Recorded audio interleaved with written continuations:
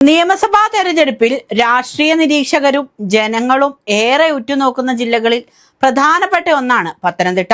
നിലവിലുള്ള 5 സീറ്റുകളും നിലനിർത്താൻ LDFും ഭരണം പിടിക്കാൻ UDFും കനത്ത പോരാട്ടമായിരിക്കും ഇവിടെ നടത്തുക എന്ന കാര്യത്തിൽ സംശയമില്ല. എന്നാൽ പത്തനംതിട്ടയിൽ താമര വിരിയിക്കാനുള്ള കരുനീക്കങ്ങൾ നീക്കി തുടങ്ങിയിരിക്കുകയാണ് BJP. 2021 നിയമസഭാ തെരഞ്ഞെടുപ്പിൽ 5 സീറ്റിലും LDF വിജയക്കൊടി പാറിച്ചു. എന്നാൽ ലോക്സഭാ തെരഞ്ഞെടുപ്പിൽ UDF ആണ് മുന്നിലെത്തിയത്. ഈ ആത്മവിശ്വാസമാണ് അവർക്ക് നൽകുന്ന ഊർജം. അതുമാത്രമല്ല, 2025 നടന്ന തദ്ദേശ തെരഞ്ഞെടുപ്പിലും മേൽക്കൈ നേടാൻ UDFന് സാധിച്ചിരുന്നു എന്നതും എടുത്തു പറയേണ്ട കാര്യമാണ്. ഒരു സംവരണ സീറ്റ് ഉൾപ്പെടെ 5 നിയമസഭാ സീറ്റുകളാണ് പത്തനംതിട്ട ജില്ലയിലുള്ളത്. പത്തനംതിട്ട ജില്ലയിലെ തദ്ദേശ സ്വയംഭരണ തെരഞ്ഞെടുപ്പിൽ UDF കാഴ്ചവെച്ച അപ്രതീക്ഷിത മുന്നേറ്റം വരാനിരിക്കുന്ന നിയമസഭാ തെരഞ്ഞെടുപ്പിലും ഉണ്ടാകുമെന്ന പ്രതീക്ഷയോടെയാണ് കോൺഗ്രസ് നേതൃത്വം ജില്ലയിൽ തെരഞ്ഞെടുപ്പ് പ്രചാരണങ്ങളിൽ സജീവമാകുന്നത്. പത്തനംതിട്ട ജില്ലയിൽ ഉടനീളം, പ്രത്യേകിച്ച് തിരുവല്ല മണ്ഡലത്തിൽ വലിയ പ്രതീക്ഷയുമായാണ് UDF നിൽക്കുന്നതെന്നാണ് വാസ്തവം. തിരുവല്ല മുനിസിപ്പാലിറ്റിയും കടപ്ര, കവിയൂർ, കുട്ടൂർ, നെടുമ്പ്രം, നിരണം, പെരിങ്ങര, ആനിക്കാട്, കല്ലൂപ്പാറ, മല്ലപ്പള്ളി, പുരമറ്റം, കുന്നന്താനം എന്നീ പഞ്ചായത്തുകളും ഉൾപ്പെടുന്നതാണ് തിരുവല്ല മണ്ഡലം. നിലവിൽ തിരുവല്ല മുനിസിപ്പാലിറ്റി UDFന്റെ കരുത്തുറ്റ കോട്ടയാണ്. കഴിഞ്ഞ തവണ കൈവിട്ടുപോയ പത്തനംതിട്ട ജില്ലാ പഞ്ചായത്ത് LDFിൽ നിന്ന് UDF പിടിച്ചെടുത്തത് ജില്ലയിലെ രാഷ്ട്രീയ അന്തരീക്ഷം തന്നെ മാറിയെന്നതിന് തെളിവാണ്. ജില്ലയിലെ 4 നഗരസഭകളിൽ 3 എണ്ണത്തിലും UDFന് തന്നെയാണ് മേൽക്കൈ.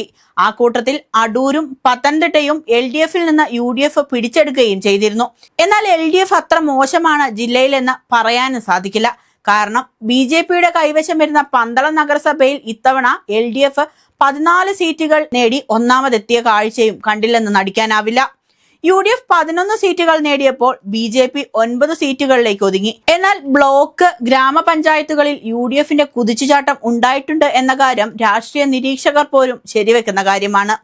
LDFന്റെ സിറ്റിംഗ് MLA മാത്യു ടി തോമസ് തുടർച്ചയായി 5ാം തവണയും ജനവിധി തേടുന്ന മണ്ഡലമാണ് തിരുവല്ല. 1987 തെരഞ്ഞെടുപ്പിലും മാത്യു ടി തോമസ് മണ്ഡലത്തിൽ വിജയക്കൊടി പാറിച്ചിരുന്നു. 2006 മുതൽ LDFന് മാത്രമേ മണ്ഡലം തുണച്ചിട്ടുള്ളൂ.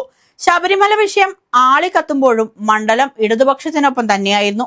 UDFിൽ ജില്ലയിൽ ഘടകകക്ഷികളുള്ള ഏക സീറ്റായ ഇവിടെ കേരള കോൺഗ്രസ് ജോസഫ് വിഭാഗത്തിലെ അഡ്വക്കേറ്റ് വർഗീസ് മാമനാണ് സ്ഥാനാർത്ഥി. NDAയിൽ BJPക്ക് വേണ്ടി സംസ്ഥാന ജനറൽ സെക്രട്ടറി അനൂപ് ആന്റണിയാണ് സ്ഥാനാർത്ഥി. ക്രൈസ്തവ സഭകളും ഹൈന്ദവ സമുദായങ്ങളും വലിയ രീതിയിൽ സ്വാധീനം ചെലുത്തുന്ന മണ്ഡലം തന്നെയാണ് തിരുവല്ല. എപ്പോഴും കടുത്ത മത്സരത്തിന് വേദിയാകുന്ന ഒരു മധ്യ തിരുവിതാംകൂർ മണ്ഡലമാണിത്. സിറിയൻ ക്രിസ്ത്യൻ വിഭാഗങ്ങൾ, പ്രത്യേകിച്ച് ഓർത്തഡോക്സ്, മാർത്തോമ, കത്തോലിക്ക സഭകൾക്ക് ഇവിടെ വലിയ ശക്തിയുണ്ട്. അതുപോലെ തന്നെ അധികാരവുമുണ്ട്. ക്രൈസ്തവ വോട്ടർമാർ പരമ്പരാഗതമായി UDFനോട് ആഭിമുഖ്യം പുലർത്താറുണ്ടെങ്കിലും സമീപകാലത്ത് അവരും മാറി ചിന്തിക്കാൻ തുടങ്ങിയെന്നും കാണാം. ആരോഗ്യമന്ത്രി വീണ ജോർജിന്റെ മണ്ഡലമാണ് ആറന്മുള. അതുകൊണ്ട് തന്നെ രാഷ്ട്രീയ കേരളം ഏറെ ഉറ്റുനോക്കുന്ന മണ്ഡലം കൂടിയാണിത്. 2016 മുതൽ വീണ ജോർജാണ് മണ്ഡലത്തിൽ വിജയിച്ചിട്ടുള്ളത്. 3 മുന്നണികൾക്കും നല്ല വളക്കൂറുള്ള മണ്ണാണ് ആറന്മുള. സിറ്റിംഗ് സീറ്റിൽ 3ാം ഊഴത്തിനായി ഇറങ്ങുന്ന മന്ത്രി വീണ ജോർജിന് തുടക്കം മുതലുള്ള വിവാദങ്ങളുടെ കരിനിഴൽ മങ്ങലേൽപ്പിക്കുന്നുണ്ട്.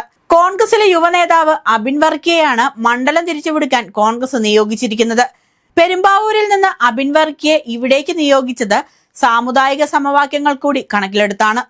വീണ ജോർജിനെതിരെയുള്ള ആരോപണങ്ങൾ തുണയ്ക്കുമെന്ന് തന്നെയാണ് UDF കരുതുന്നത്. BJPക്കും മണ്ഡലത്തിൽ വ്യക്തമായ സ്വാധീനമുണ്ട്. മുതിർന്ന BJP നേതാവ് കുമ്മനം രാജശേഖരനാണ് NDA സ്ഥാനാർത്ഥി. 1996 മുതൽ ഇടതുപക്ഷത്തിനൊപ്പം നിന്ന പത്തനംതിട്ടയിലെ മണ്ഡലമാണ് റാന്നി. UDFന്റെ കുത്തക മണ്ഡലമായിരുന്ന റാന്നി രാജു എബ്രഹാമിലൂടെ LDF പക്ഷത്ത് എത്തുകയായിരുന്നു. 1996 മുതൽ 2016 വരെ 5 തവണ രാജു എബ്രഹാം തന്നെയായിരുന്നു മണ്ഡലത്തിൽ നിന്ന് നിയമസഭയിലെത്തിയത്. 2021 കേരള കോൺഗ്രസ് മാണി വിഭാഗത്തിലെ പ്രമോദ് നാരായണനാണ് മണ്ഡലത്തെ പ്രതിനിധീകരിച്ച് നിയമസഭയിലെത്തിയത്.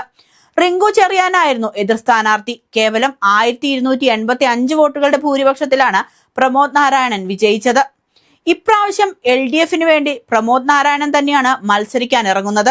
സംഘടനാ രംഗത്ത് പടിപടിയായി ഉയർന്ന് KPCC ജനറൽ സെക്രട്ടറി സ്ഥാനത്തെത്തിയ കോൺഗ്രസിലെ പഴകുളം മധുവിനെയാണ് UDF രംഗത്തിറക്കിയിരിക്കുന്നത്.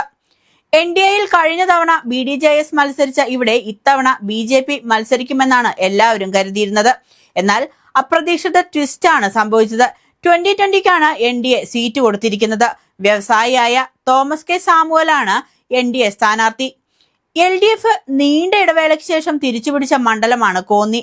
മധ്യ തിരുവിതാംകൂറിൽ നിന്നുള്ള ഹിന്ദു കുടിയേറ്റ വിഭാഗങ്ങൾ, ശക്തമായ SNDP സ്വാധീനമുള്ള ഈഴവരും കൃഷിയും വ്യാപാരവും ചെയ്തു വരുന്ന ക്രൈസ്തവ കുടുംബങ്ങൾ എന്നിവരാണ് കോന്നിയിലെ പ്രധാന വോട്ടർമാർ. സിറ്റിംഗ് MLA LDFിലെ ജനീഷ് കുമാർ 3ാം വട്ടമാണ് മത്സരരംഗത്തിറങ്ങുന്നത്. കോൺഗ്രസ് ജില്ലാ അധ്യക്ഷൻ കൂടിയായ സതീഷ് കൊച്ചുപറമ്പിലിനെ രംഗത്തിറക്കി മണ്ഡലം തിരിച്ചുപിടിക്കാനാണ് UDF ശ്രമിക്കുന്നത്. NDAയ്ക്ക് വേണ്ടി BDJS സ്ഥാനാർത്ഥി TP സുന്ദരേശനാണ് സ്ഥാനാർത്ഥി. അതേസമയം ജില്ലയിലെ ഏക സംവരണ സീറ്റാണ് അടൂർ. ഡെപ്യൂട്ടി സ്പീക്കർ ചിറ്റയം ഗോപകുമാറിന്റെ മണ്ഡലം കൂടിയാണിത്. 2011 മുതൽ 2021 വരെ ചിറ്റയം ഗോപകുമാർ അടക്കിവാണ മണ്ഡലമാണിത്. വനിതാ സ്ഥാനാർത്ഥി പ്രിജി കണ്ണനാണ് LDFിനു വേണ്ടി CPI ഇത്തവണ രംഗത്തിറക്കിയിരിക്കുന്നത്. Advocate ശാന്തകുമാറിനെയാണ് UDF രംഗത്തിറക്കുന്നത്. കോൺഗ്രസിലൂടെ രാഷ്ട്രീയ ജീവിതം ആരംഭിച്ച് ഏതാനും വർഷം മുൻപ് BJPയിലെത്തിയ അഡ്വക്കേറ്റ് പന്തളം പ്രതാപനാണ് NDA സ്ഥാനാർത്ഥി. തദ്ദേശ തെരഞ്ഞെടുപ്പിലെ വിജയം UDF ആവർത്തിക്കുമോ അതോ LDF നേട്ടമുണ്ടാക്കുമോ, ഒരു സീറ്റെങ്കിലും NDA കൊണ്ടുപോകുമോ എന്ന് അറിയാനുള്ള കാത്തിരിപ്പ് അവസാനിക്കുക മെയ് 4-നായിരിക്കുമെന്ന് മാത്രം പറഞ്ഞുകൊണ്ട് നിർത്താം.